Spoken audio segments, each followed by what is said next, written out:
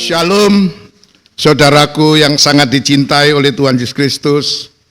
Mari kesempatan yang Tuhan karuniakan kepada kita pada hari Minggu ini, mari kita manfaatkan dengan sebaik-baiknya, terutama untuk kita akan lanjutkan pemahaman kita, pelajaran kita yang sangat penting, yaitu mengungkap rahasia ruangan Maha Suci. Dan pada season ini, yaitu season yang ke-47 ini, saya masih ingin mengajak kita bersama-sama untuk memahami dalam terhadap bagaimana caranya kita untuk dapat memperoleh atau dapat memiliki nilai yang sangat baik. Ya, karena memang kita sedang berada di dalam pembahasan mengenai sempurna dalam arti memiliki nilai yang sangat baik. Ya, oleh karena itu pada kesempatan ini saya ingin mengajak kembali membaca di dalam Suratan Korintus pasal yang ke-13. Kita akan bersama-sama mengulangi dan kemudian mempelajari secara dalam terhadap apa yang dikatakan oleh Tuhan, difirmankan oleh Tuhan tentang kesimpulan mengenai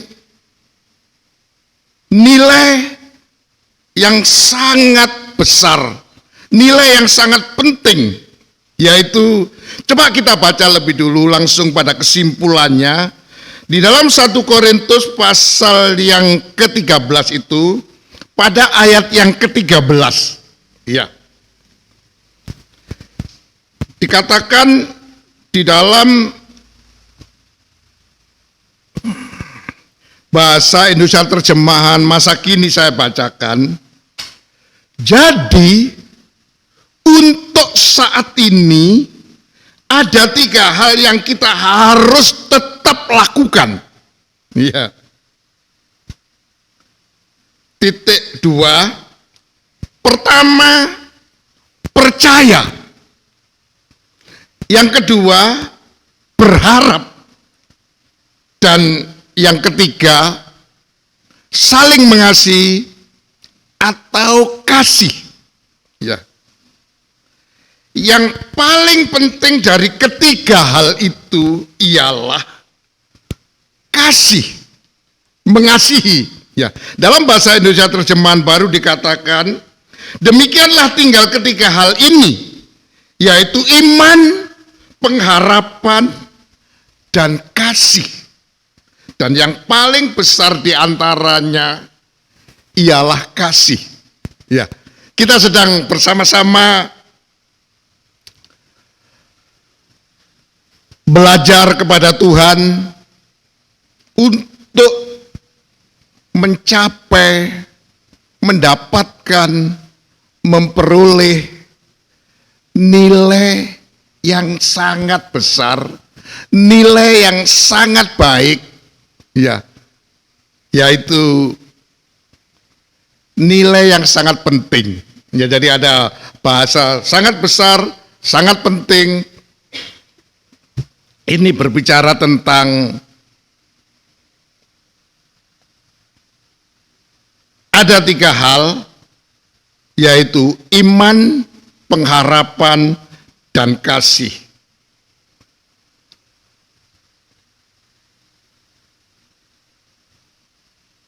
Dan yang paling besar diantaranya adalah kasih. Tapi coba saya ingin kembali untuk membacakan di dalam ayat yang pertama, karena hal ini sangat perlu kita pahami dalam, ya.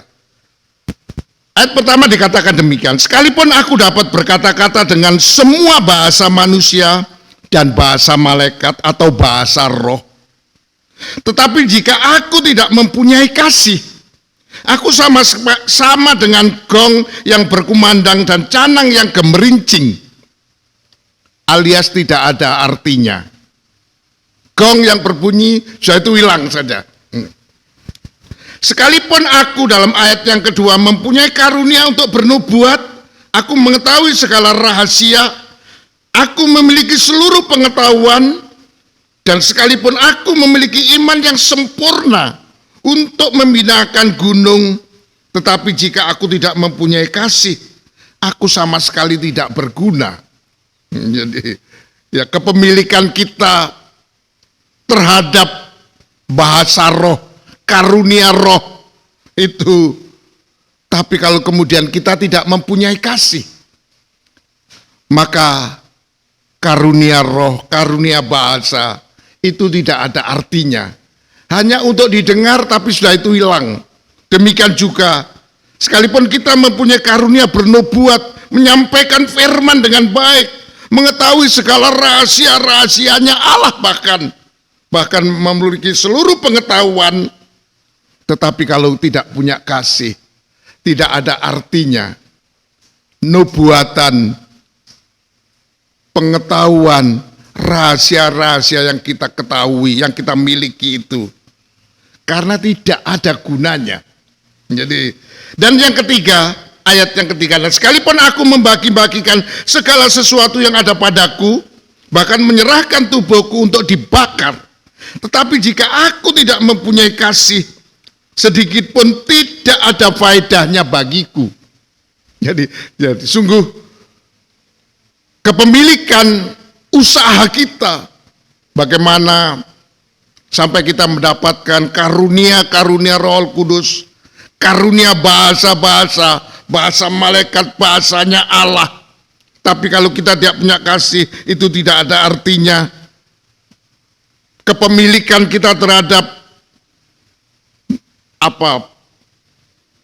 pengajaran, bahkan mungkin nubuatan, pengetahuan, rahasia dari Allah sekalipun, tapi kalau tidak ada kepemilikan, kita tidak memiliki kasih, maka itu semuanya tidak berguna. Bahkan sekalipun kita memiliki harta atau memiliki segala sesuatu yang kemudian kita bisa bagikan, kita bisa persembahkan, bahkan diri kita pun kita korbankan, tapi kalau tidak ada kasih, maka harta kita, kepemilikan, kekayaan kita, bahkan apa yang ada pada diri kita ini tidak ada faedahnya.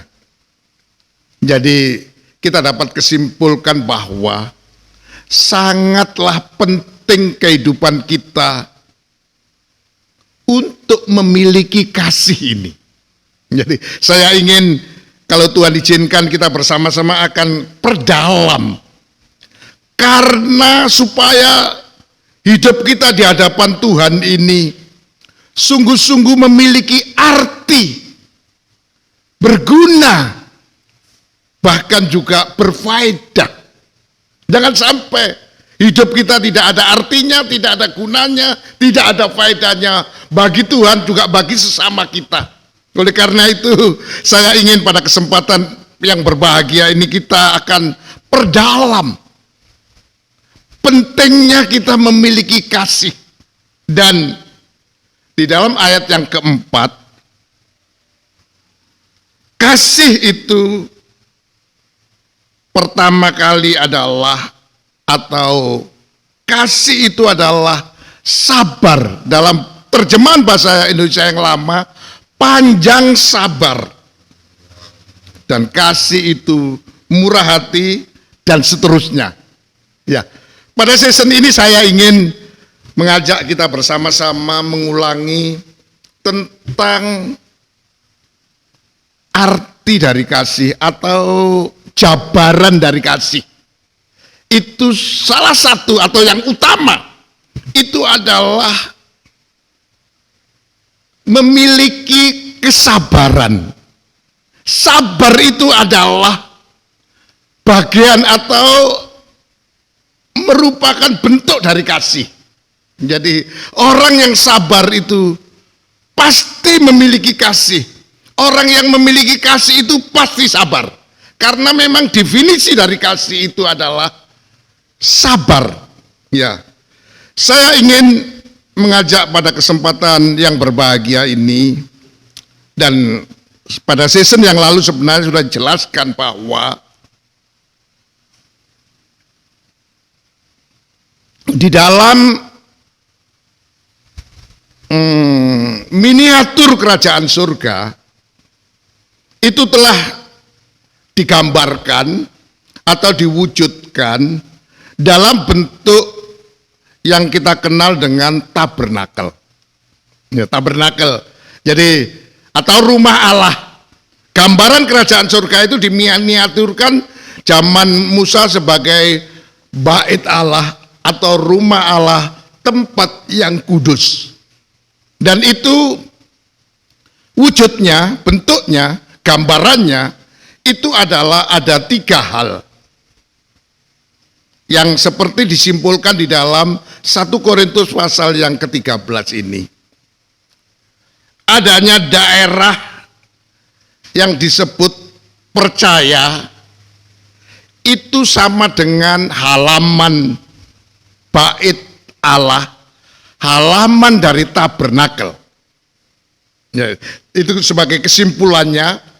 Dan kemudian di atasnya percaya, atau percaya itu kalau harus dilanjutkan, dikembangkan sampai kepada tingkat yang kedua, yaitu pengharapan.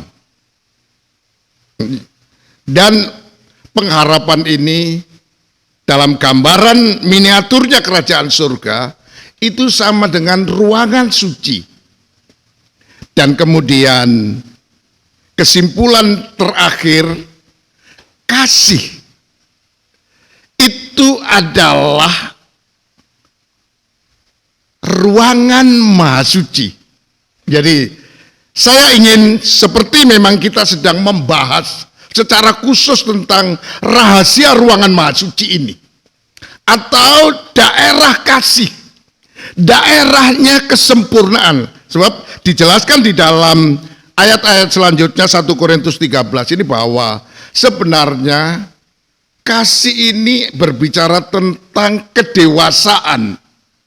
Jadi orang yang dewasa itu pasti dia punya kasih. Atau kalau orang itu belum dewasa, cara berpikirnya berarti belum sampai kepada kasih. Dan kasih ini adalah sempurna. Itu sebabnya didefinisikan bahwa kasih itu kekal. Kasih itu tidak berkesudahan. Jadi kesimpulannya adalah saya ingin mengajak kita bersama-sama, kalau kita ingin masuk ke dalam ruangan maha suci, seperti tidak bisa tidak kita harus memiliki kasih. Dan yang sedang kita pelajari atau yang sedang kita bersama-sama bahas pada season ini adalah pertama, sabar.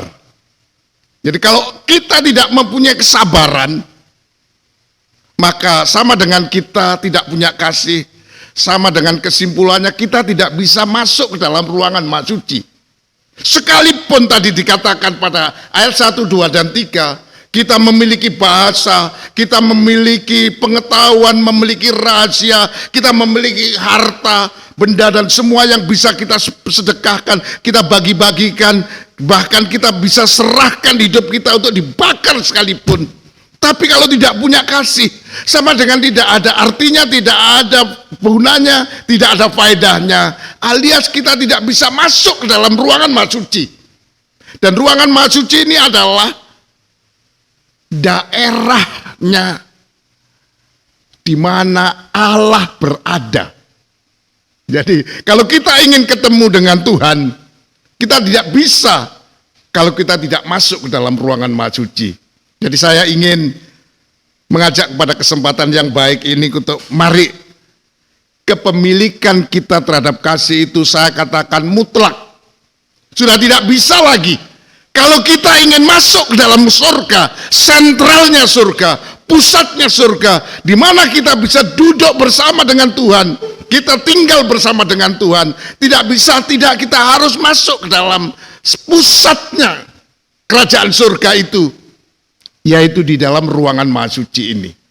Oleh karena itu penting sekali untuk kita bersama-sama memiliki kasih, dan kalau dijabarkan yang pertama adalah sabar.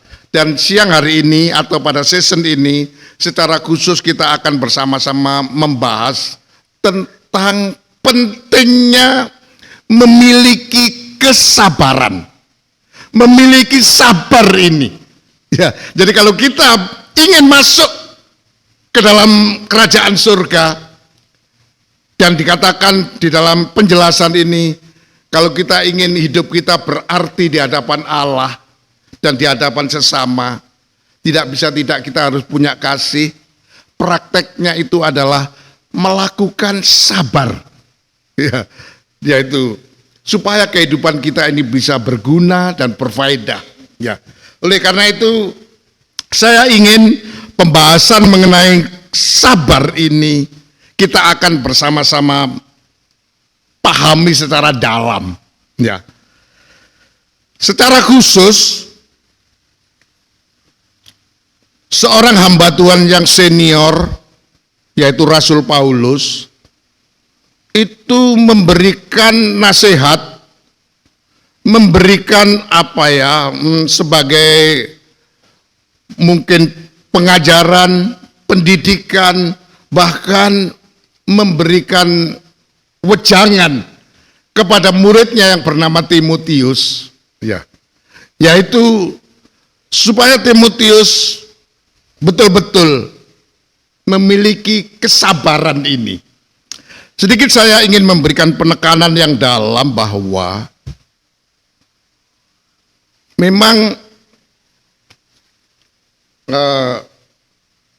untuk bisa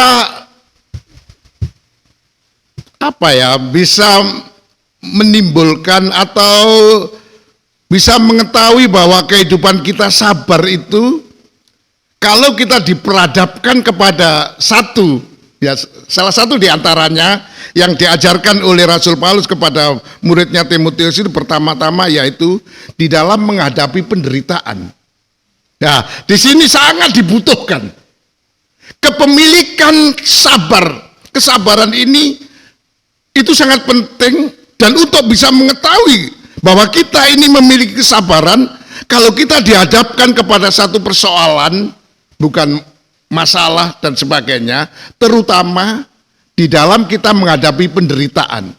Ya, apalagi satu hal saja, sebenarnya karena budaya kesabaran itu kalau di negara-negara maju itu diatur bagaimana supaya disiplin di dalam mengantri, ya, menunggu waktu. Ya, jadi biasanya ini memang sesuatu yang tidak mudah karena akan membuat kehidupan kita ini ada satu kejenuhan macam semuanya. Sebab kalau kita tidak sabar, waduh kita nanti akan. Tapi karena biasanya di orang-orang yang mempunyai yang tinggi nilai nilai budaya atau nilai individualnya itu betul-betul terbukti, yaitu di dalam antri, di dalam waktu kita antri saja ya itu di situ akan nanti dilihat kesabaran orang itu. Sebab untuk menunggu itu sangat-sangat menjemukan, sangat menderita kita. Tapi kalau kita sudah memiliki latihan kesabaran, ya, biasanya kayak di negara-negara maju seperti di Eropa, di mana nggak usah jauh-jauh di Singapura gitu. Jadi orang itu sudah di manage atau sudah sudah diatur sedemikian rupa bahwa dia dalam satu hari ini menargetkan dia menjual umpamanya 500 apa yang dijual. Jadi kemudian dia akan menerima pembeli itu atau orang yang akan mengambil barang yang disediakan 500 itu pasti akan disamakan dengan apa aja, sehingga terpaksa harus diberi dulu. Ya, saya perhatikan saya juga melihat YouTube ya. Di YouTube kalau di Eropa itu kalau orang mau beli sesuatu karena tempatnya kecil, apalagi di era pandemi ini, maka orang tidak boleh masuk semua. Tiap 4 nomor masuk. Jadi orang lebih seperti kalau kita ke dokter, ngantri dulu nomor. Jadi ini memang harus dibutuhkan satu kesabaran. Artinya saya ingin memberikan penekanan bahwa kesabaran itu akan bisa nampak kalau kita diperhadapkan kepada satu terutama persoalan menderita. Jadi itu nanti akan tampil. Oleh karena itu siang hari ini saya ingin mengajak kita bersama-sama, coba kita akan baca di dalam suratan 2 Timotius. 2 Timotius pada pasal yang kedua, ini nasihat Tuhan Rasul Paulus kepada anak didiknya, yaitu juniornya, karena dia adalah dipersiapkan oleh Rasul Paulus, bahkan bukan ditugaskan oleh Rasul Paulus sebagai penggantinya dia, yaitu yang bernama Timotius. Seperti dikatakan pasal yang kedua itu, saya ingin bacakan ayat yang pertama dulu. Sebab itu, hai anakku, jadilah kuat oleh kasih karunia dalam Kristus Yesus. Apa yang telah engkau dengar daripadaku di depan banyak saksi, percayakanlah itu pada orang-orang yang dapat dipercaya, yang juga cakap mengajar. Ikutilah atau ikutlah menderita sebagai seorang prajurit. Jadi ini nasihatnya itu, ikutilah. Banyak nasihat-nasihat Rasul Paulus kepada muridnya yang bernama Timotius ini, tapi yang sangat ditekankan oleh Rasul Paulus bahwa Timotius ini harus berpegang kepada pengajaran yang diajarkan. Sangat menekankan soal doktrin, soal pendidikan, soal pengajaran. Jadi ajaran ini ya yang sangat ditekankan oleh Rasul Paulus ya. Bagaimana seorang olahragawan, seorang petani, dan seterusnya. Tapi saya ingin mengajak kita membaca langsung saja pada ayat yang ke-9. Ya, 2 Timotius pasal 2 itu ayat yang ke-9. Karena pemberitaan Injil inilah aku menderita, malah aku dibelenggu seperti seorang penjahat. Iya, karena memang saat Rasul Paulus menulis surat ini, dia berada di dalam penjara, dibelenggu, dipenjara. Ya, dan kemudian, tetapi firman Allah tidak dapat dibelenggu, tidak terbelenggu. Jadi ini apa yang disampaikan oleh Rasul Paulus. Karena itu aku sabar menanggung semuanya itu bagi orang-orang pilihan Allah. Saya ingin sedikit menekankan pada exception ini, dan nanti kalau perlu kita perdalam lagi mungkin pada session yang lain. Tapi saya ingin menekankan bagaimana Rasul Paulus betul-betul mempersiapkan dirinya sebagai seorang hamba Tuhan, yaitu di dalam menanggung semua penderitaan, semua apa yang ditimpakan kepadanya, sampai dia itu ditahan, dipenjara, dibelenggu. Ya di situ ya. Ini betul-betul satu hal yang tidak mudah. Dia harus ditangkap dan masukkan penjara. Sesudah itu dia menanggung penderitaan itu. Dia sungguh-sungguh siap Bahkan dikatakan dalam ayat yang ke-10 itu, karena itu aku sabar menanggung semuanya itu bagi orang-orang pilihan Allah. Jadi gitu ya. Ini sebenarnya pelajaran tentang kesabaran ini saya kenakan dulu kepada diri saya sebagai hamba Tuhan. Karena ini memang apa yang dialami dan apa yang diajarkan oleh Rasul Paulus sebagai hamba Tuhan yang senior. Bahkan dikatakan di dalam ayat yang lain pasal yang keempat, bahwa dia itu sudah merasa bahwa dia, pekerjaan dia, apa yang dilakukan oleh dia, dan begitu sabar di dalam menanggung penderitaan, bahkan dikatakan sampai pada garis akhir. Ya, dan dia sudah mengatakan bahwa kematianku sudah tidak lama lagi.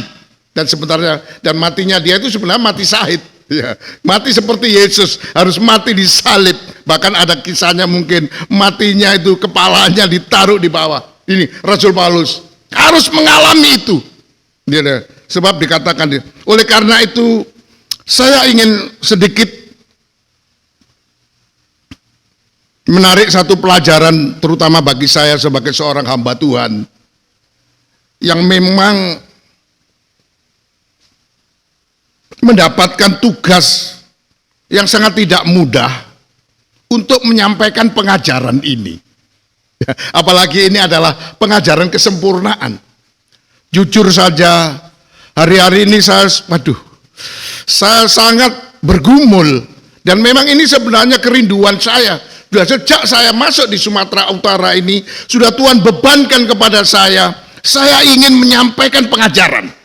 Itu memang. Ya, pada waktu saya diberi tugas oleh TDP-HC Company, yaitu untuk menjadi manajer penginjilan.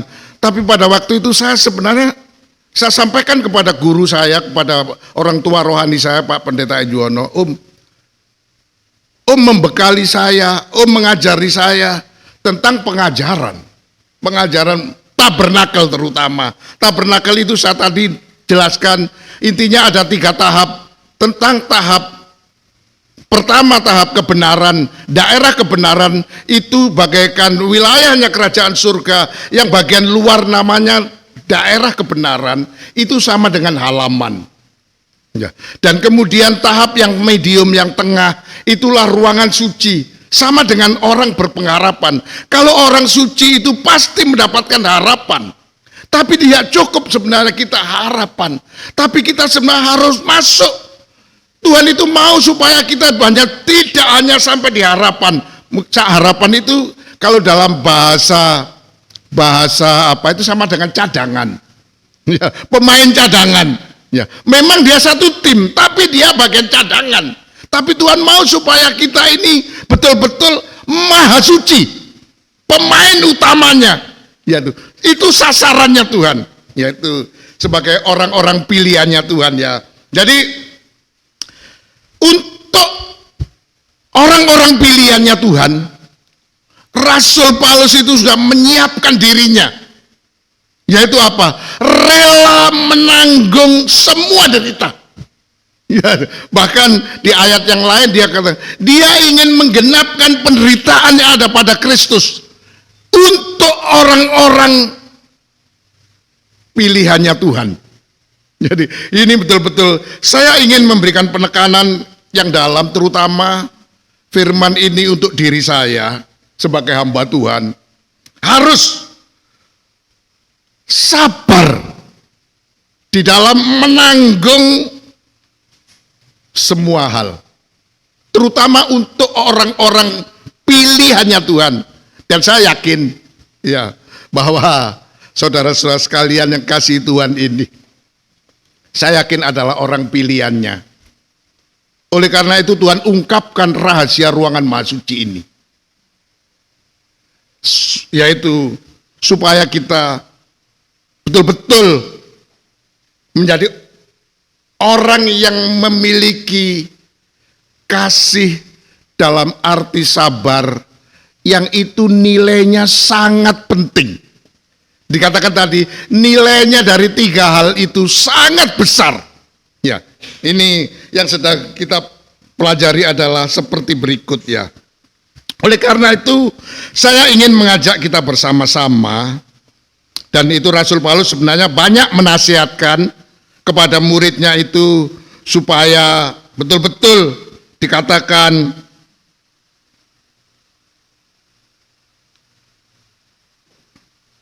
ayat 14, coba sedikit kita loncat ayat 14. Ingatlah dan pesankanlah semuanya itu dengan sungguh-sungguh kepada mereka di hadapan Allah, agar jangan mereka bersilat kata. Karena hal itu sama sekali tidak berguna, malah mengacaukan orang yang benar. Jadi hamba Tuhan tidak boleh bersilat kata, katakan yang sebenarnya. Ya, dan seterusnya, tapi saya ingin mengajak kita loncat saja kepada ayat yang ke-23.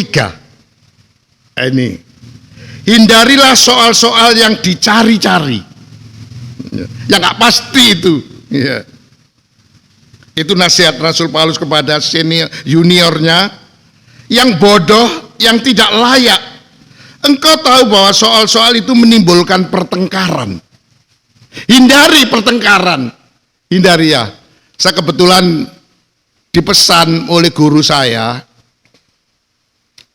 ketika saya menjadi pengerja, ketika jadi murid beliau, bahwa dikatakan bahwa pengajaran tabernakel atau pengajaran mempelai dalam tabernakel, ya, yang beliau ajarkan kepada saya, itu dia katakan ini sebenarnya merupakan satu ilham dan tidak perlu kalian perdebatkan, tapi perlu kalian yakini, kalian percayai, karena ini adalah apa ya, satu dalil, satu gambaran tentang kerajaan surga. Jadi tidak perlu diperdebatkan ukurannya, bentuknya, apanya, semuanya itu sudah memenuhi standarnya Allah.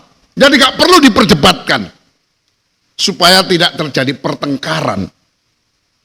Karena apa? Ayat 24,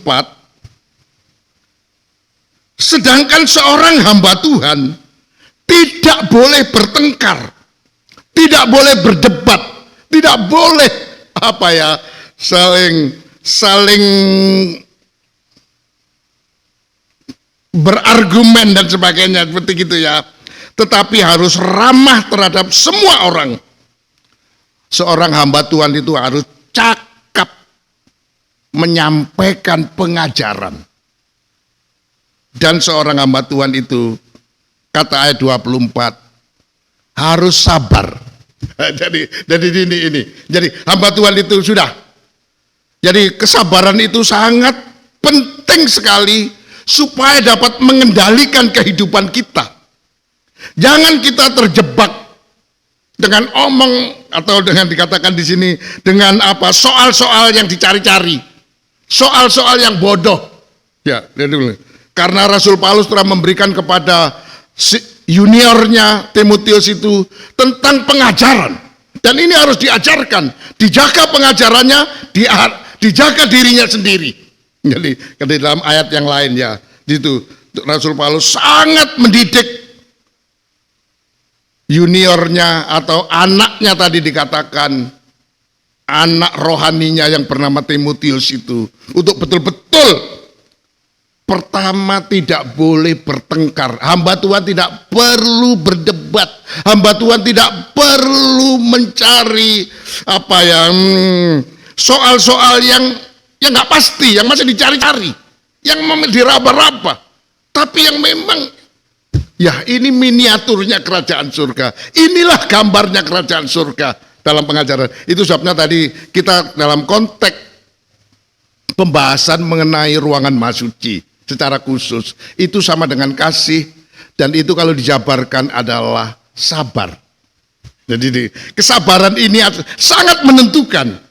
Ya, itu sebabnya Rasul Paulus menasihati kepada muridnya yang bernama Timotius itu sebagai seorang hamba Tuhan.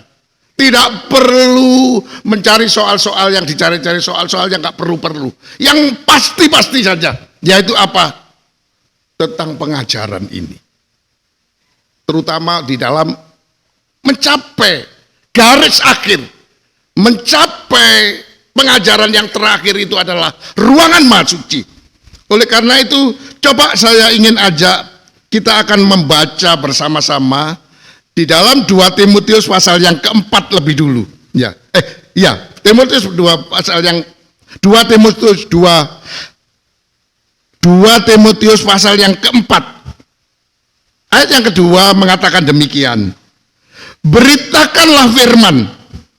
Siap sedialah baik atau tidak baik waktunya. Didengar atau tidak didengar. Sampaikan firman itu. Pengajaran itu. Sampaikan. Tegurlah, nasihatilah dengan segala kesabaran dan di dalam konteks pengajaran. Ya, supaya tidak membingungkan, tidak menimbulkan perselisihan pendapat, pertengkaran pendapat, tapi betul-betul ada berdasarkan satu patron, satu market pengajaran seperti yang disampaikan dalam tabernakel itu. Sebenarnya kesimpulannya hanya 3 saja. Kehidupan kita mengikut Tuhan itu, kita menerima Tuhan, kita dibenarkan. Tapi tidak cukup dibenarkan, tapi harus ditingkatkan ke tingkat tinggi dari dibenarkan, yaitu tingkat pengharapan, ya, tingkat kesucian.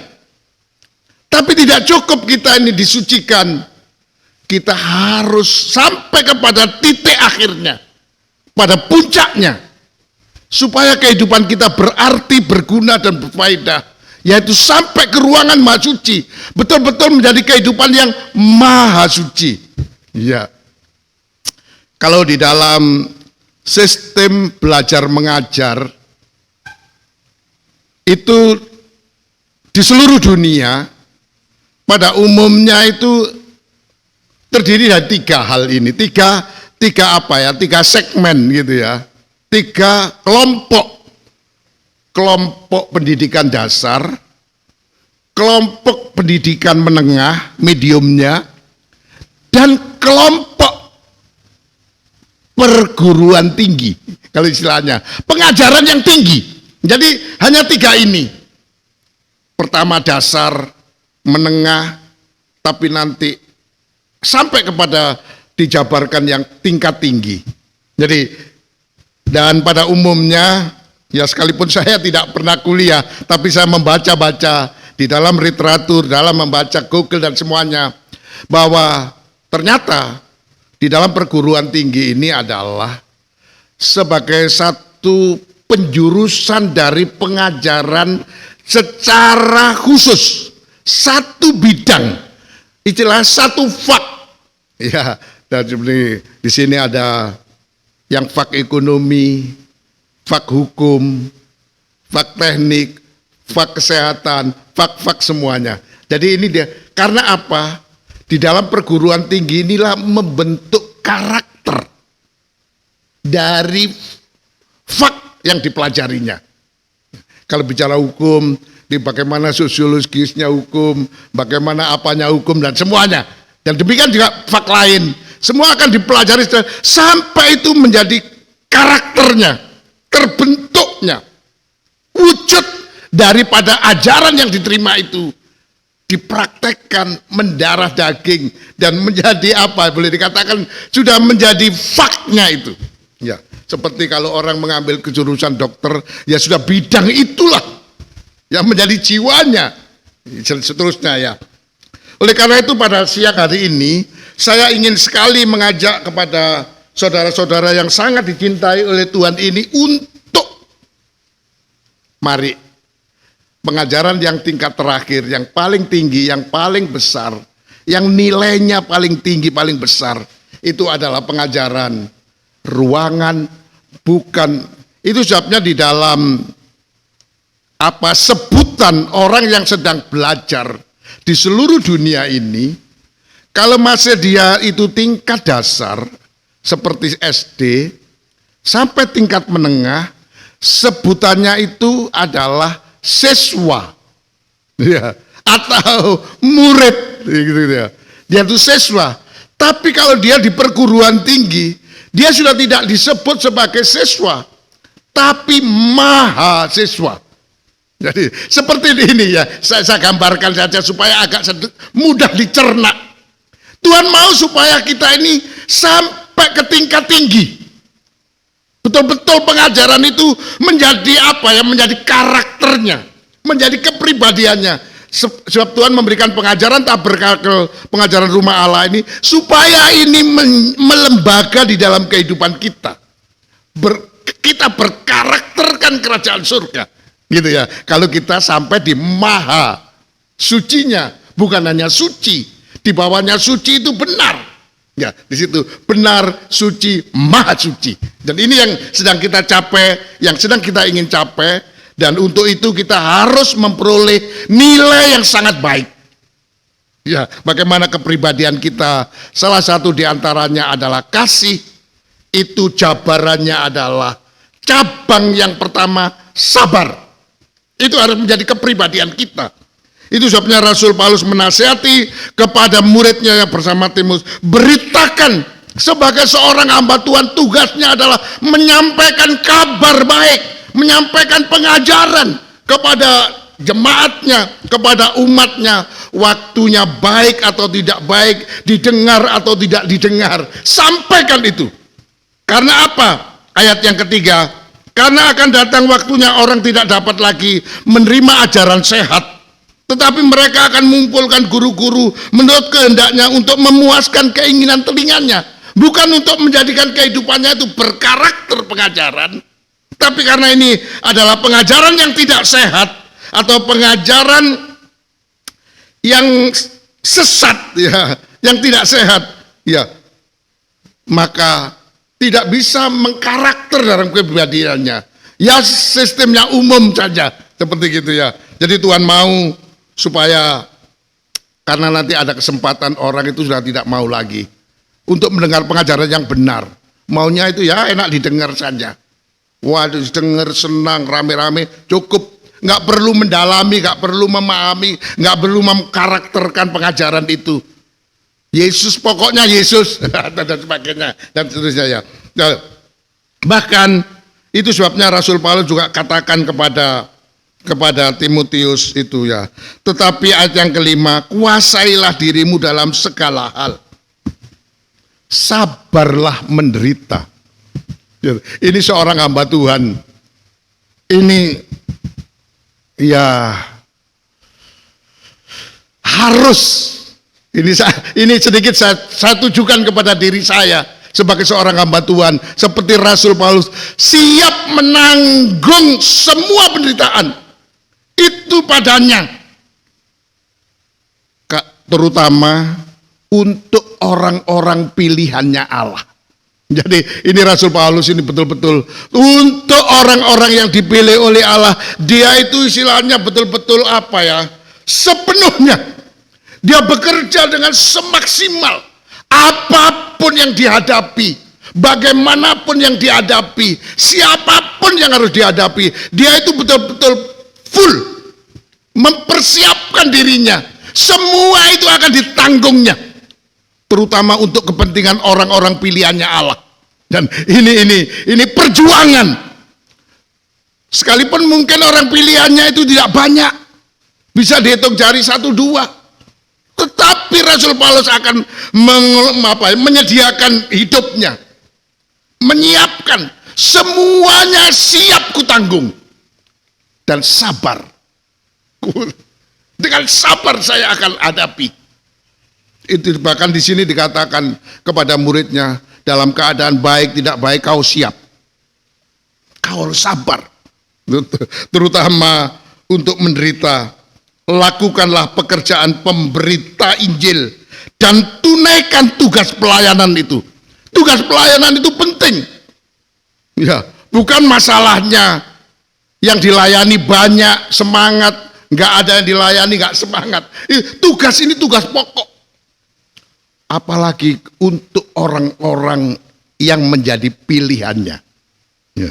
Sebab kepada orang-orang pilihannya Tuhan ini, Tuhan sangat perlakukan secara istimewa. Ya, ini adalah sehingga Tuhan mengutus kepada Rasul Paulus menjadi hamba Tuhan yang sangat ditugaskan khusus untuk orang-orang pilihannya, maka dia siap. Bahkan dikatakan kepada muridnya itu dalam 2 Timotius 4 ayat 6 itu, mengenai diriku, darahku sudah mulai dicurahkan sebagai persembahan dan saat kematianku sudah dekat. Ya, aku telah mengakhiri pertandingan dengan baik. Ya, pertandingan yang baik. Aku telah mencapai garis akhir dan aku telah memelihara iman. Tinggal dia akan sekedar menerima mahkotanya, tetapi kepada Timotius harus meneruskan perjuangannya. Melanjut. Itu sebabnya dia menasihati kepada juniornya, anaknya itu, supaya dia sabar menderita. Ini karena hamba Tuhan itu sudah.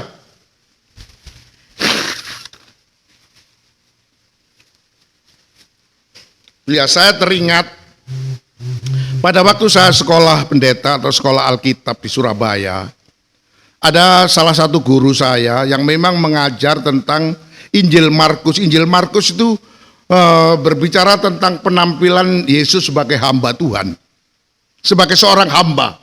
Betul-betul.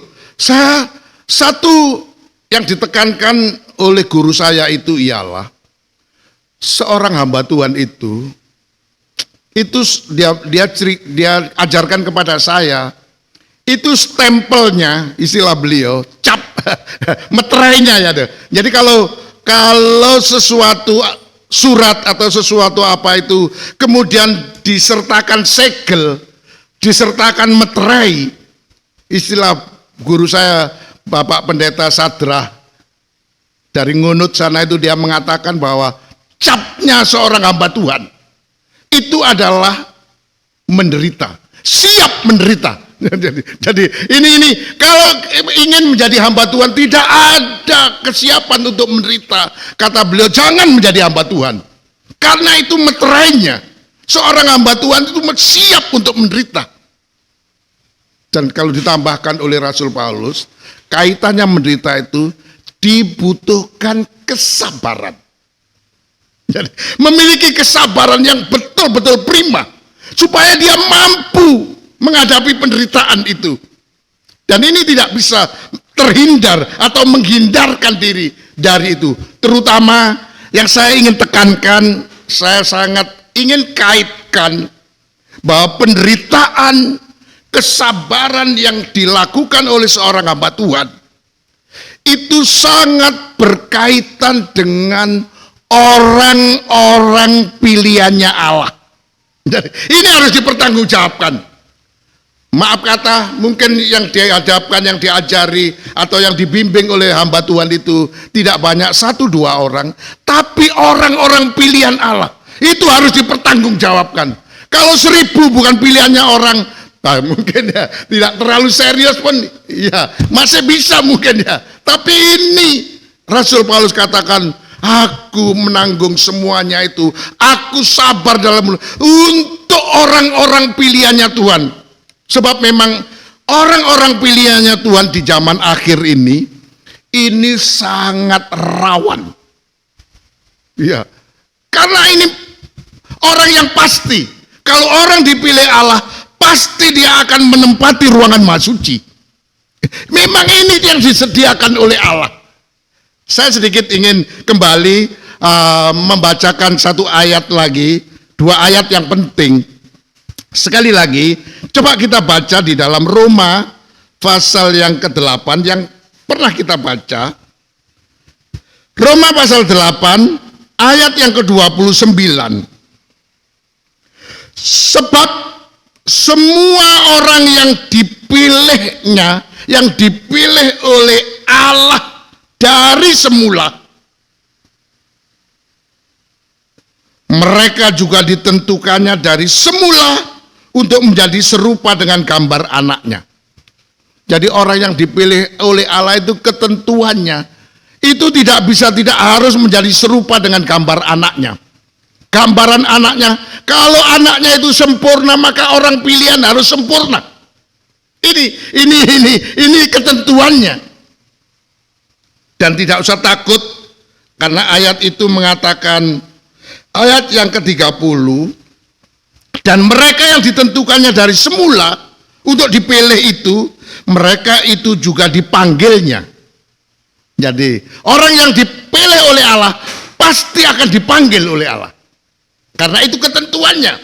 Jadi, dan mereka itu juga dibenarkan.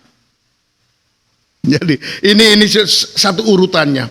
Mereka yang dibenarkan itu nanti melewati proses dipanggil, atau orang yang dipanggil itu akan dibenarkan. Dan mereka yang dibenarkan, mereka juga yang akan disempurnakan, yang akan dimuliakan oleh Tuhan, yang akan diangkat oleh Tuhan. Ya itu. Jadi orang pilihan inilah. Itu sebabnya saya katakan orang pilihan ini di akhir zaman itu sangat rawan, rentang terhadap serangan. Ya. Tuhan Yesus di dalam menyampaikan tentang kedatangannya, menjelang kedatangannya atau mendekati kedatangannya, itu menyampaikan secara khusus namanya khotbah tentang akhir zaman. Ya, tanda-tanda akhir zaman itu disampaikan secara khusus kepada Yesus, kepada muridnya. Tertulis di dalam Injil Matius pasal yang ke-24 atau di dalam Injil Markus pasal 13. Itu dijelaskan tentang tanda-tanda akhir zaman. Coba kita akan baca ya. Matius pasal 24. Coba kita akan baca bersama-sama. Ini sebenarnya berbicara tentang kedatangan atau menjelang kedatangan, atau dalam judulnya itu khotbah tentang akhir zaman. Ya, jadi khotbah tentang akhir zaman. Nah, memang di akhir zaman ini akan terjadi, salah satu di antaranya adalah, coba kita baca ayat pertama dulu ya, ini penting sekali ya. Sesudah itu Yesus keluar dari bait Allah, lalu pergi. Maka datanglah murid-muridnya menunjukkan kepada Yesus bangunan-bangunan bait Allah. Karena sekarang ini sudah orang membangun bait Allah itu berlomba-lomba. Macam ya, bait Allah baik, bait Allah dari, ya ini khususnya memang bait Allah dari kelompok atau mungkin dari pengikutnya Yesus ya. Dan sekarang ini, waduh, di mana-mana itu bangunan itu megah besar. Kemudian itu ditunjukkan oleh muridnya. Lihat Tuhan, bait Allah di gereja ini, gereja itu, gereja ini, gitu. Semua megah-megah, semua mewah-mewah, dikatakan oleh Tuhan. Apa kata Tuhan? Ayat yang kedua. Yesus berkata kepada mereka, kamu melihat semuanya itu, aku berkata kepadamu, sesungguhnya tidak ada satu batu pun di sini akan dibiarkan terletak di atas batu yang lain. Semua akan runtuh. Jadi kebanggaan terhadap rumah Tuhan yang mewah itu sebenarnya tidak perlu dibanggakan. Kata Tuhan kepada muridnya, nggak usah kau berbangga terhadap bangunan dari gereja itu. Sebab nanti tidak ada satu batu yang terletak di atas batu lainnya. Nanti semua akan diruntuhkan. Ya. Dan kemudian Yesus mengatakan bermacam hal, dan salah satu di antaranya adalah ayat yang keempat. Jawab Yesus kepada mereka, waspadalah supaya jangan ada orang yang menyesatkan kamu. Sebab banyak orang akan datang dengan memakai namaku dan berkata, akulah Mesias. Dan mereka akan menyesatkan banyak orang. Jadi ini kepada murid-muridnya, kepada orang pilihannya itu Rasul atau Tuhan mengatakan harus kau jaga, jangan sampai kau tersesatkan. Engkau harus sampai kepada tujuan. Kalau kita berbicara tentang pengajaran, khususnya pengajaran tabernakel itu, orang membangun tabernakel, orang membangun bait Allah, orang membangun rumah Allah itu tujuannya adalah supaya ruangan maha suci. Karena di situ hadirnya Tuhan. Arahnya itu harus ruangan maha suci. Kita harus sampai di tujuannya itu ruangan maha suci. Jangan sampai kita hanya tersesatkan. Oleh karena itu di dalam 1 Korintus pasal 13 tadi itu, kalau hanya kehidupan kamu itu memiliki halaman menjadi orang yang dibenarkan dan hanya sampai di ruangan suci karena telah memiliki kesaksian Yesus, memboleh karunia-karunia Roh Kudus bagaikan pelita emas, dan kamu memiliki pengetahuan rahasia nubuatan, bahkan memberikan dirimu untuk dapat memindahkan gunung. Ini sama dengan meja roti sajian. Dan kamu memberikan dirimu, mempersembahkan segala harta kekayaanmu, kau bagi-bagikan, bahkan kau sedekahkan, bahkan dirimu sendiri kau siapkan untuk dibakar. Tapi tidak ada kasih, itu tidak ada faedahnya. Artinya kalau kehidupan kita ini hanya sampai di ruangan suci saja, itu tidak ada artinya, tidak ada. Harus, dengan kata lain, kita harus memiliki kasih, kita harus memiliki ruangan maha suci. Ya seperti pada minggu yang lalu atau 2 season yang lalu, bahwa ukuran yang Tuhan mau di dalam bait Allah dan orang-orang yang beribadah dalam bait Allah harus mencapai ruangan maha suci. Itu tujuan. Dikatakan oleh karena itu. Dan itu oleh karena itu juga nanti tanda-tandanya itu akan ada kabar tentang perang dan sebagainya, bangsa melawan bangsa dan semuanya itu masih baru permulaannya. Nanti kamu akan dan seterusnya. Tapi coba kita baca bersama-sama di dalam Injil Matius pasal yang ke-24 itu. Ya. Nanti ada macam-macam dan semuanya, tapi saya ingin menyasar langsung kepada satu penegasan daripada Tuhan bahwa Tuhan itu akan mempercepat waktu. Tuhan itu akan mempercepat langkah kita. Ayat 22 saya bacakan ya. Dan sekiranya waktunya itu tidak dipersingkat, maka dari segala yang hidup tidak akan ada yang selamat.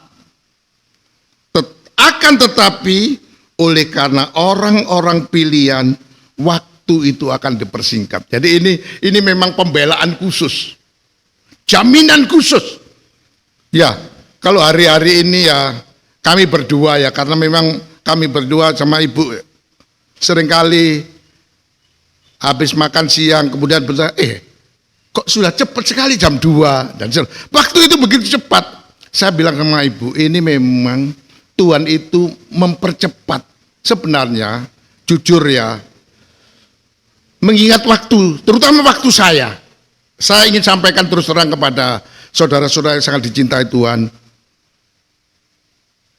Sejak saya menginjak umur di atas 70 tahun, kebetulan ya saya selalu ingat apa yang dikatakan oleh Tika kepada saya, Mazmur 90 ayat 10 itu, umur manusia itu 70 tahun. Itu sudah. Kalau kuat bisa 80, tapi ada ayat itu mengatakan kita akan banyak keluh kesah. Dan di situ kita banyak sekali yang ngomel, yang apa ya, berkeluh kesah karena memang order deal kita ini sudah memang apa ya. Tapi saya memang jujur, saya begitu saya mendapatkan umur 70 diberi kesempatan dan saya lepas tidak menghadapi maut karena saya harus lepas setelah operasi itu. Sekalipun saya menghadapi kelemahan, tapi semangat saya, karena saya minta kepada Tuhan, Tuhan berikanlah kesempatan aku sebenarnya memang bergumul untuk mendapatkan pengajaran kesempurnaan ini, pengajaran tentang ruangan maha suci ini.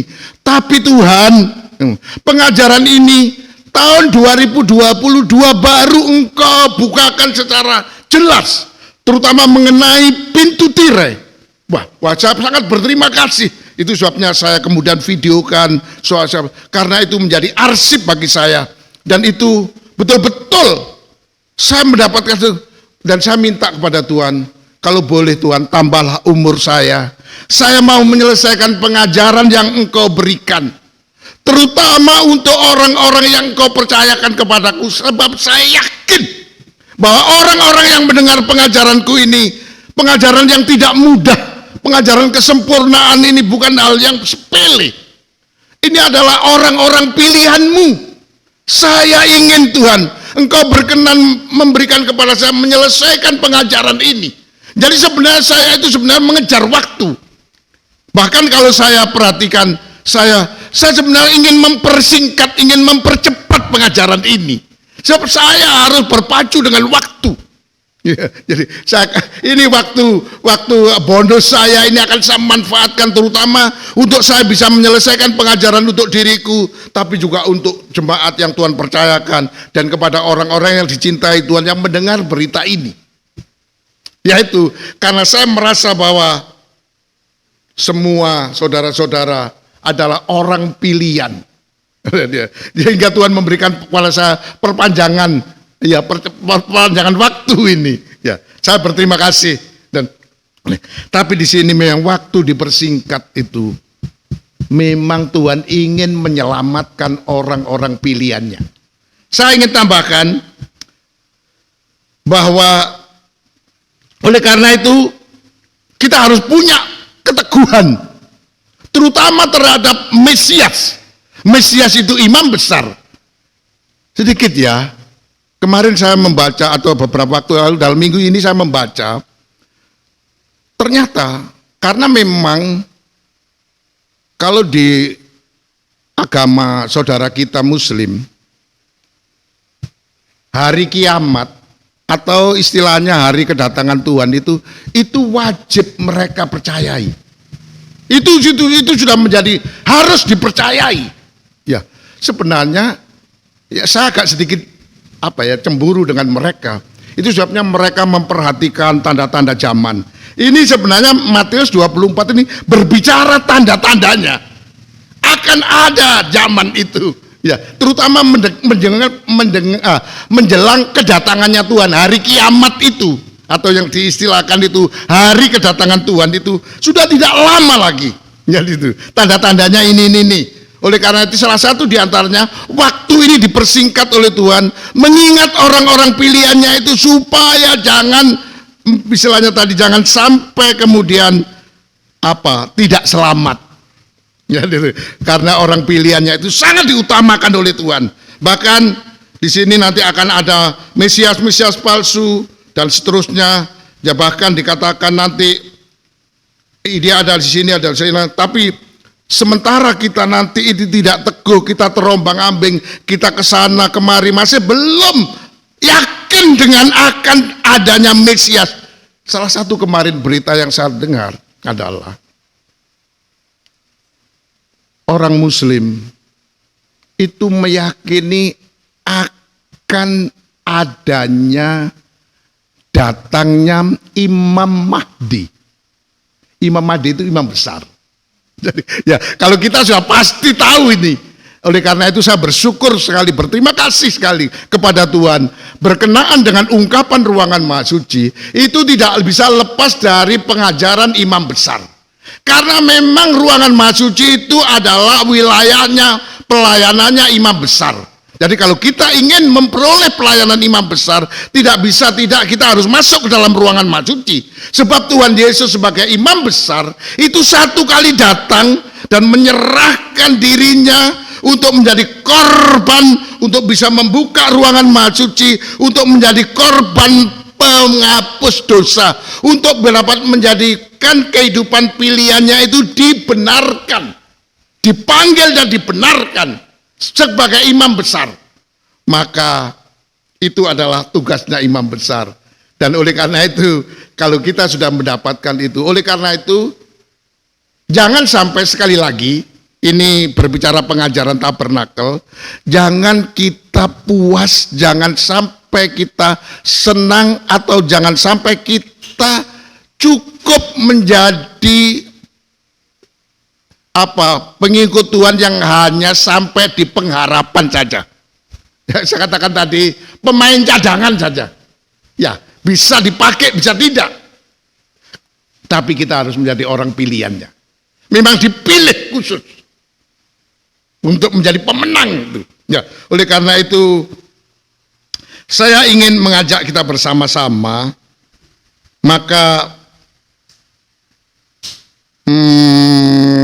ada satu kesempatan di sini, kalau bisa orang-orang pilihannya itu kemudian tidak selamat. Ya, dikatakan ayat 24 tadi ya. Kemudian ada satu ayat lagi yang saya ingin tambahkan.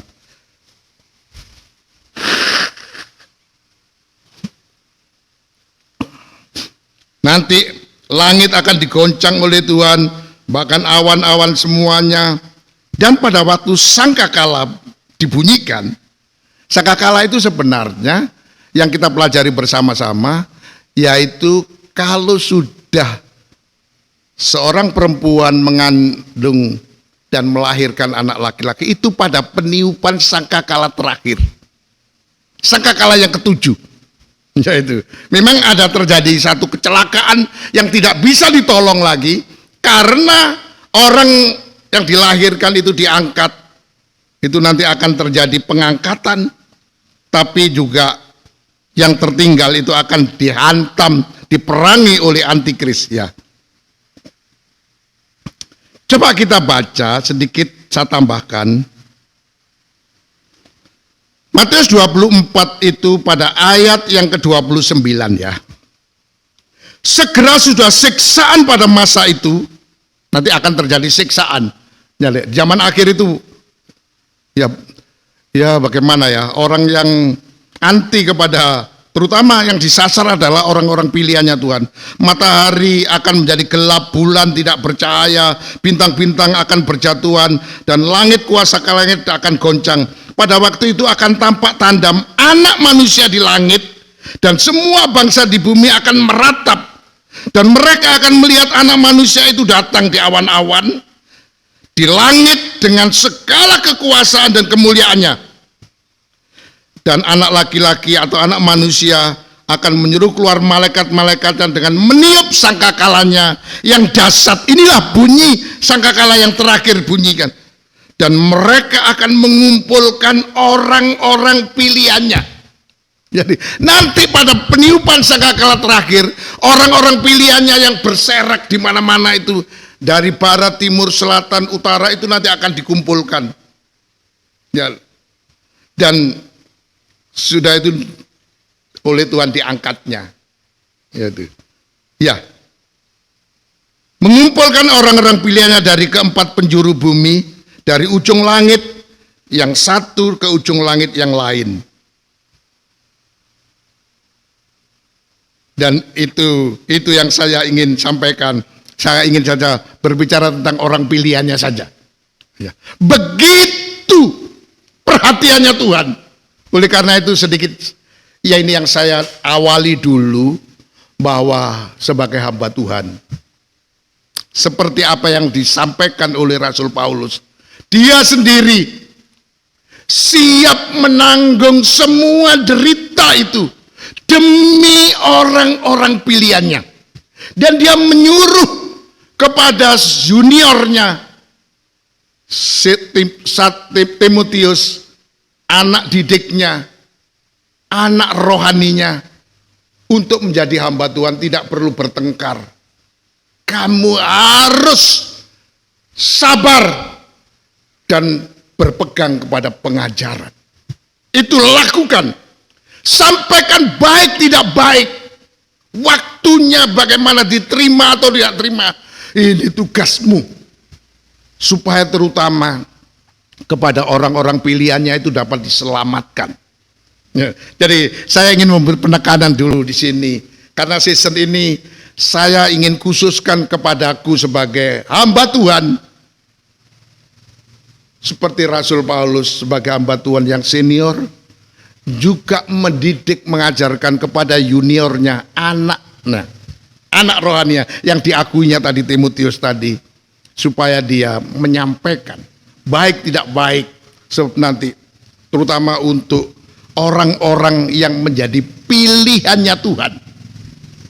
Saya sangat ingin menekankan dengan sungguh-sungguh, begitu pentingnya kehidupan kita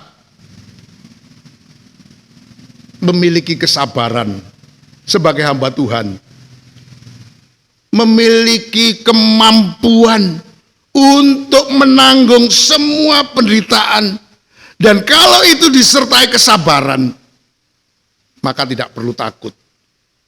Dan memang saya sangat ingin sampaikan bahwa penderitaan ini adalah salah satu mekanisme supaya bisa memunculkan apakah benar kita ini memiliki yang namanya kasih, yang artinya sabar itu. Jadi saya masih ingin memberi penekanan ya, tapi saya akan sedikit tambahkan ya kalau gitu ya.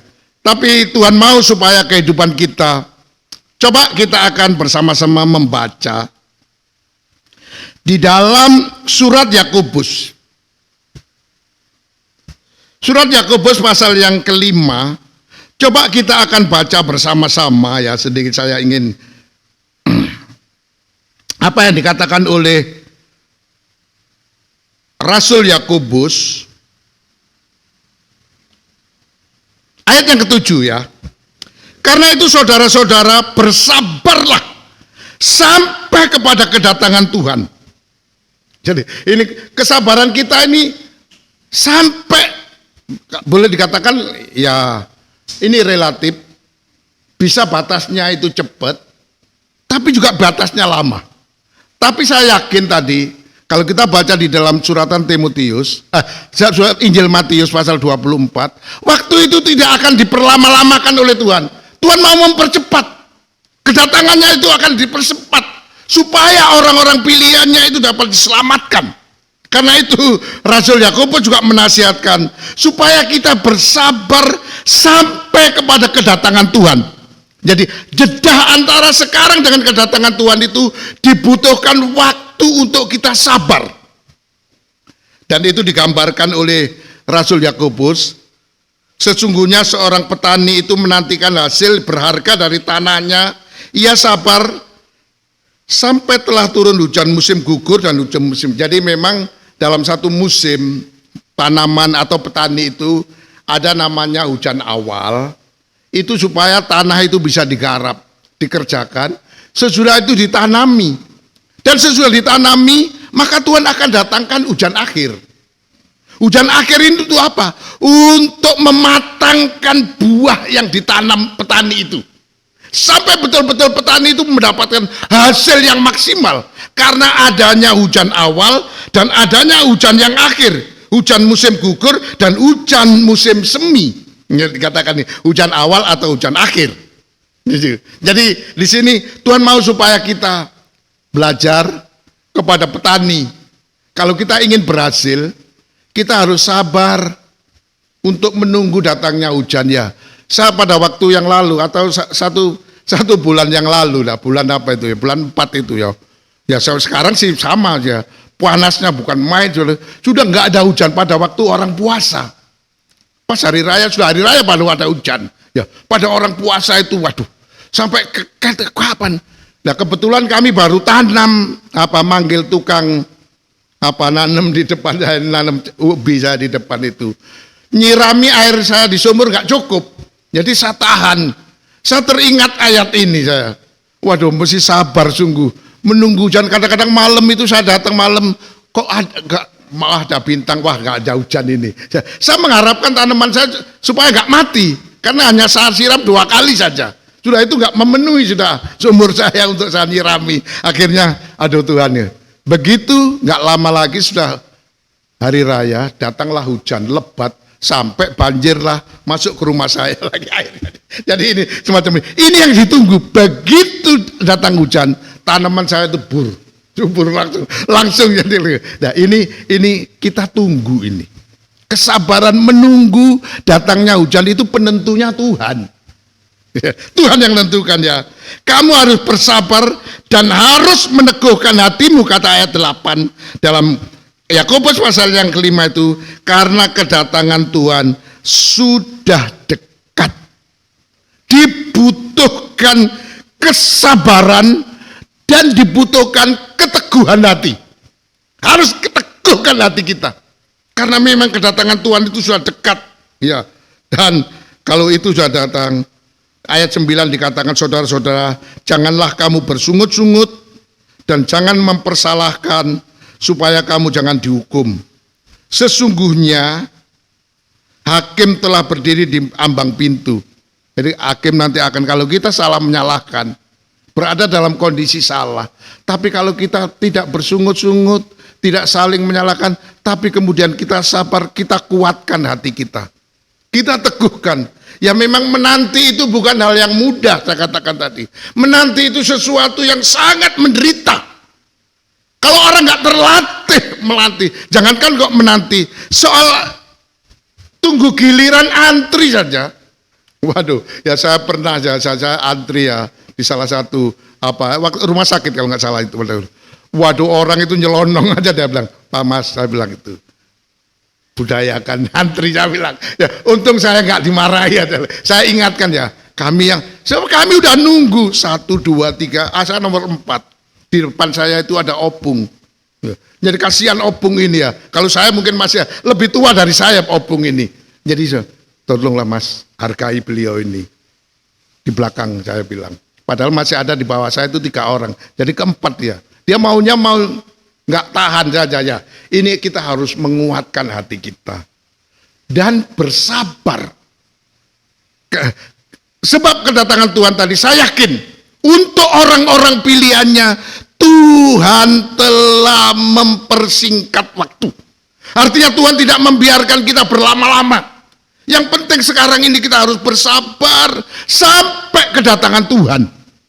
Ya, ini terutama saya khususkan bagi saya sebagai hamba Tuhan, betul-betul harus memiliki kesabaran. Tapi saya akan selesaikan saja ya. Coba kita akan baca di dalam Kolose. Saya teringat surat Kolose. Coba kita baca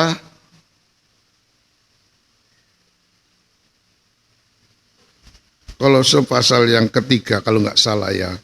Tuhan menasihati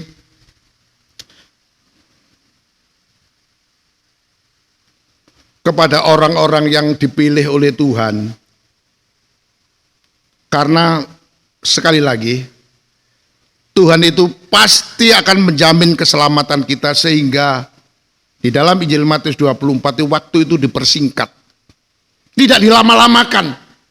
Jangan sebab kalau dilama-lamakan, tidak akan ada orang selamat. Yang diancam sebenarnya bukan orang banyak. Yang diancam itu orang-orang menjadi pilihannya Tuhan ini. Kalau bisa dia itu tidak selamat. Jadi ini sasaran daripada iblis dan kemudian ante-antenya, dan itu yang disasar itu sebenarnya ada orang pilihan. Oleh karena itu sekali lagi, bagaimana perjuangan seorang hamba Tuhan terhadap orang pilihannya Tuhan itu harus diseriusi. Bukan masalah jumlahnya, bukan masalah apa, tapi harus diselamatkan. Orang hamba Tuhan harus siap menanggung penderitaan, harus sabar, terutama terhadap orang-orang, untuk orang-orang pilihannya Tuhan. Bagi orang-orang pilihannya, seperti apa yang dikatakan oleh Rasul Paulus di dalam 2 Timotius pasal yang kedua, aku siap menanggung semuanya itu, penderitaan, dan saya sabar menanggung itu untuk orang-orang pilihannya Tuhan. Oh, ini sangat, karena orang pilihannya Tuhan itu sangat-sangat menentukan. Dan itu memang ya namanya orang pilihan. Belum tentu ada dari 1000 itu dipilih 10.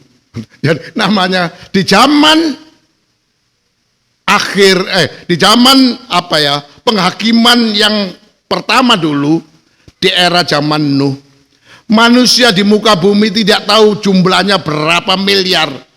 Tapi yang dipilih oleh Allah hanya 8 orang. Dikatakan dalam ayat itu Tuhan sabar. Menunjukkan kesabarannya kepada orang pilihannya, yaitu Nuh dengan istrinya, 3 orang anaknya Nuh, Sem, Ham, dan Yafet, dengan istri-istrinya itu, supaya dia itu cepat Nuh, cepat engkau selesaikan bangunan di tingkat 3 itu. Cepat engkau mempersiapkan dirimu masuk dalam ruangan maha suci itu. Sebab aku sudah tidak tahan. Sehingga oleh Tuhan ditunggu terus sampai Nuh selesai, baru Tuhan selesaikan sudah.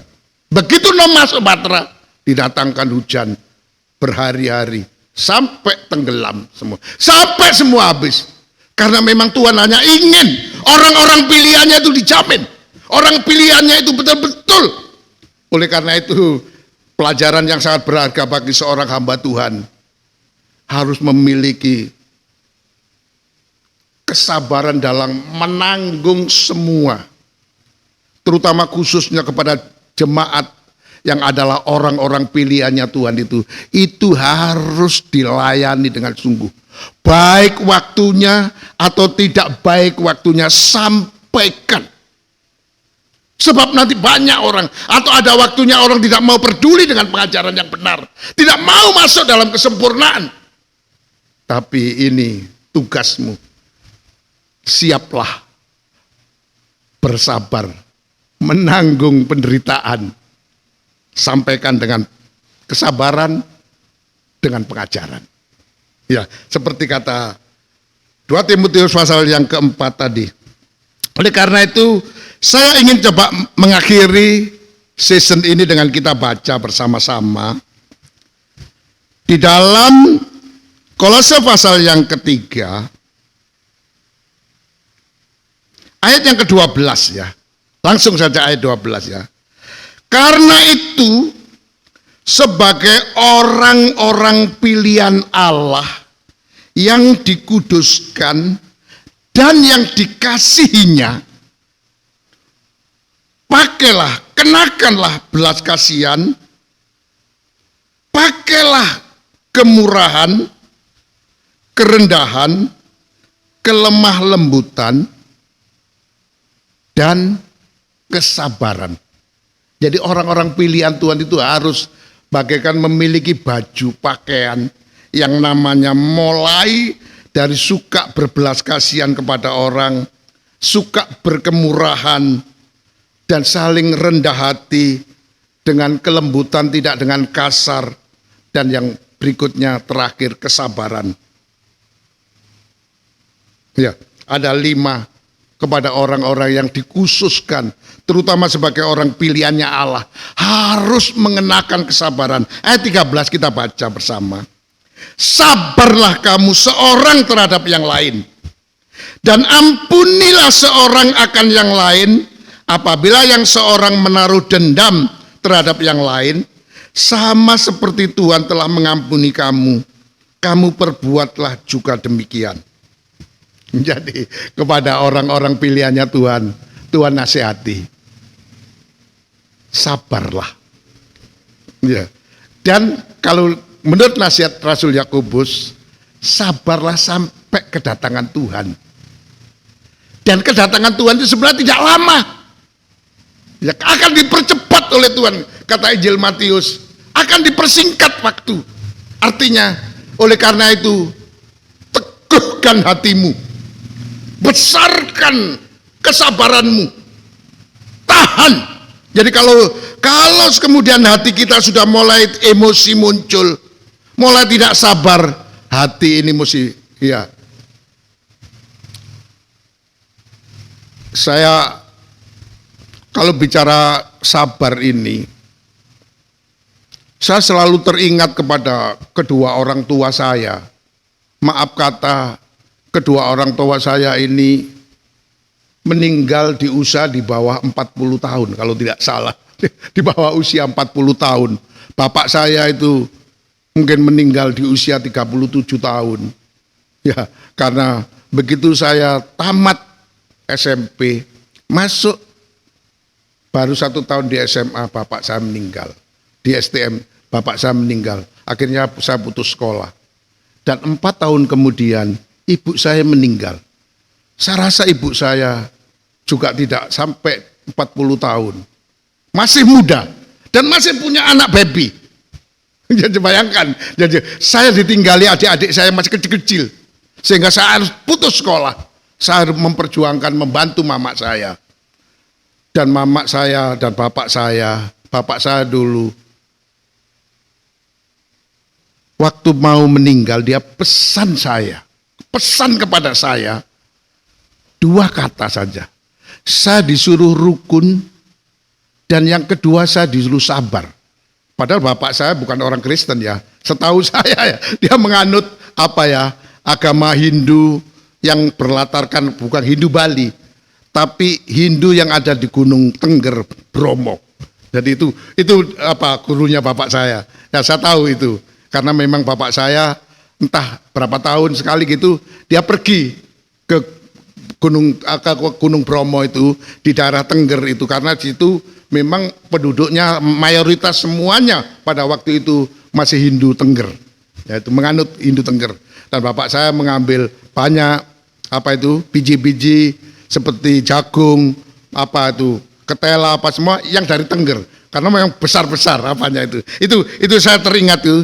Dan ibu saya juga pada waktu meninggal itu saya gendong, karena ibu saya itu sakit lambungnya, maaf kata, berak darah. Jadi kalau dia mau buang air itu saya angkat, saya bawa ke kamar mandi. Setelah itu saya bawa lagi, saya tempatkan di tempat tidur. Dan pada waktu itu sebelum dia pejamkan matanya terakhir kali, dia pesan kepada saya, ingat yang sabar ya nak. Jadi saya itu sebabnya kalau saya membaca ini saya sinkronkan dengan pesan orang tua saya sebelum meninggal, bahwa saya disuruh sabar. Ini memang kasih karunia yang Tuhan berikan kepada saya sebagai hamba Tuhan. Saya tidak tahu kalau nasib saya, jalan hidup saya ini, senata saya sebagai seorang hamba Tuhan. Hamba Tuhan tidak boleh bertengkar. Hamba Tuhan itu harus sabar, nanggung penderitaan. Apalagi untuk orang-orang yang menjadi pilihannya Tuhan, betul-betul tanggung jawab keselamatan orang pilihannya Tuhan itu seperti Tuhan bebankan kepada hamba Tuhan. Seperti Tuhan bebankan kepada saya, apapun yang harus saya tanggung, penderitaan apapun harus siap, harus sabar diterima demi orang-orang pilihannya. Atau kalau saya balik, kesabaran seorang hamba Tuhan di dalam menderita itu harus dikaitkan untuk kepentingan jemaatnya sampai menjadi jemaat orang-orang pilihannya Allah. Jadi supaya kekuatan, kemampuan yang ada, yang namanya kesabaran itu pasti menghasilkan. Karena sabar itu sendiri, itu adalah wujudnya kasih, bagian daripada kasih. Dan kalau kita memiliki kesabaran, sama dengan kita masuk ke dalam ruangan Maha Suci, memastikan bahwa kita ini masuk dalam ruangan Maha Suci. Dan kita juga akan membawa jemaat yang diajari kesabaran itu, diajak kesabaran dalam menantikan kedatangan Tuhan yang tidak lama ini. Seperti nasihat Rasul Yakobus, bersabarlah sampai kedatangan Tuhan. Tidak lama lagi. Karena waktunya sangat dekat, kata dia. Waktunya tidak lama lagi. Oleh karena itu kuatkan hatimu, teguhkan hatimu, dan bersabarlah. Karena kedatangan Tuhan tidak lama. Dan dalam Rasul Yohanes kepada jemaat Kolose, kamu satu dengan yang lain harus bersabar. Sabarlah kamu seorang terhadap yang lain. Ampuni yang seorang yang lain apabila seorang itu menaruh dendam, menaruh apa semua. Jangan emosi kita hadapi dengan emosi. Sabarlah. Sebagai orang-orang pilihannya Tuhan, itu harus punya meterai, harus punya tanda yang namanya sabar. Ya, ini pelajaran. Sepertinya pelajaran sabar ini adalah pelajaran sederhana, tapi ini adalah pelajaran tingkat tinggi.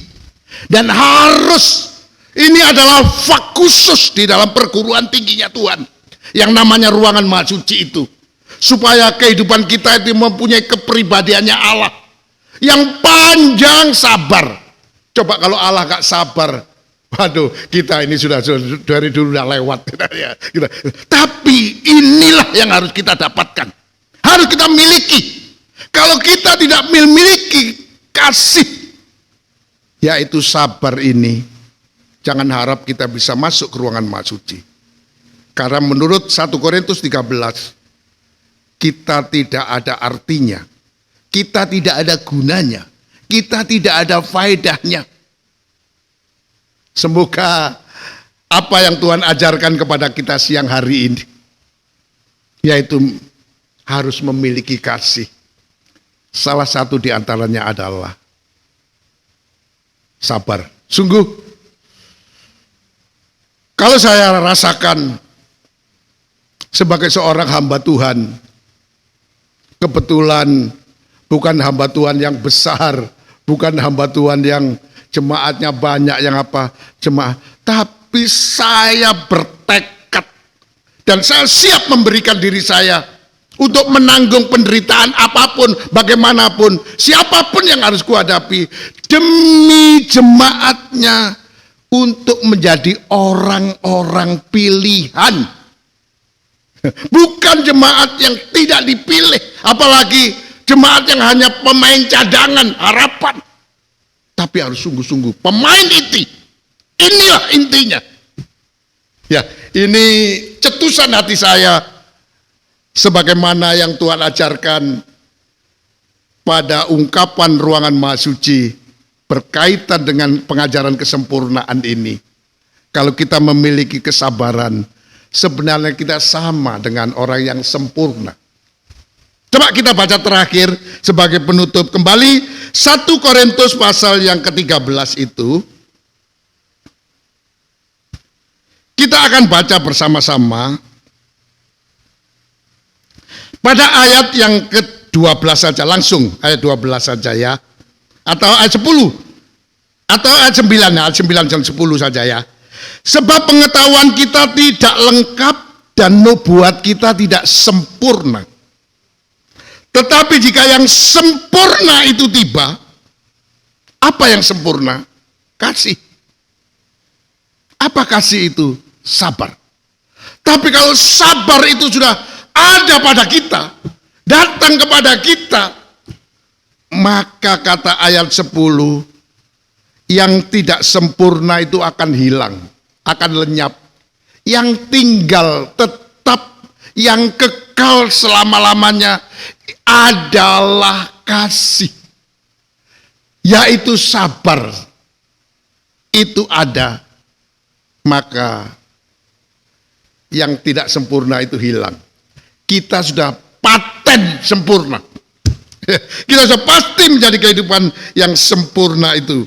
Ya, kita loncat, kita teruskan ya, 11 ya. Ketika aku kanak-kanak, aku berkata-kata seperti kanak-kanak, aku merasa seperti kanak-kanak, aku berpikir seperti kanak-kanak. Sekarang sesudah aku menjadi dewasa, aku meninggalkan sifat kanak-kanak itu.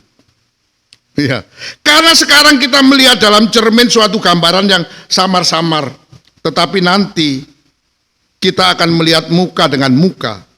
Sekarang aku hanya mengenal dengan tidak sempurna, tetapi aku akan mengenal dengan sempurna, sama seperti aku dikenal.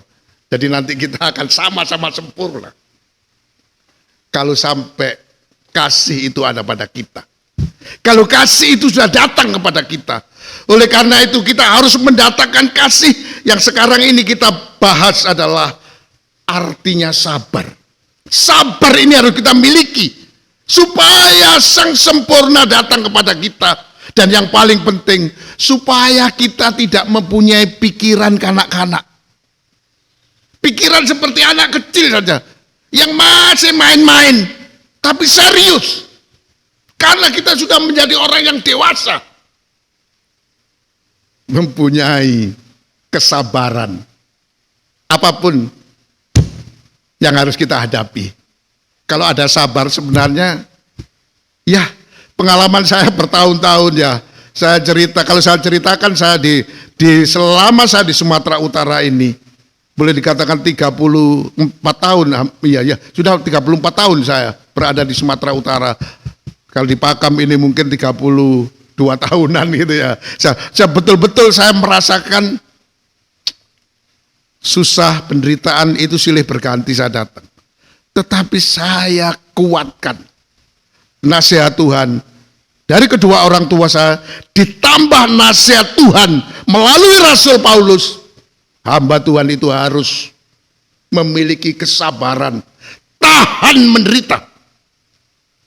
Terutama yang berkeinginan supaya jemaatnya itu menjadi jemaat orang-orang pilihannya Tuhan. Harus. Jadi itu harus mempunyai kesiapan. Karena memang sedikit saya tambahkan. Secara manusia, jujur terakhir ini, saya sebenarnya untuk mengungkapkan ruangan Maha Suci, untuk bicara kesempurnaan ini, semakin saya sampaikan kesempurnaan ini, saya lihat diri saya ini, sebenarnya semakin jauh, sepertinya semakin jauh dari sempurna. Waduh, sepertinya. Tapi, dan kadang-kadang saya mau menjelaskan tentang sesuatu tema tiap minggunya itu. Kadang-kadang saya itu udah bagaimana ya, saya baca-baca ini, apalagi sekarang maaf kata dengan usia saya yang semakin ini, kadang-kadang udah daya ingat saya terhadap ayat-ayat yang seperti dulu itu bisa saya berapa ayat itu udah penuh. Sekarang kadang-kadang udah gak nyantol. Maaf kata, saya sudah mau menyampaikan selamat ulang tahun, kapan itu tanggal 2. Tanggal 2 April ya. Saya ingat mantu saya, ya sudah, waduh nanti mau aku sampai, siapa dia datang hari Minggu tanggal 2-nya, lupa saya sudah. Baru 2 hari kemudian ingat loh, iya kemarin ulang tahunnya. Ya, kemarin juga itu, ingat lagi sudah.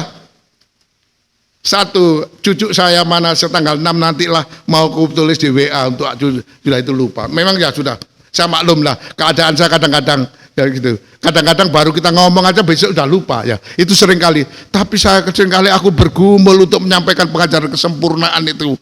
Kadang-kadang saya tuh, sehingga yang saya bisa lakukan adalah Tuhan. Seperti aku baca di dalam Wahyu pasal yang pertama, pemimpin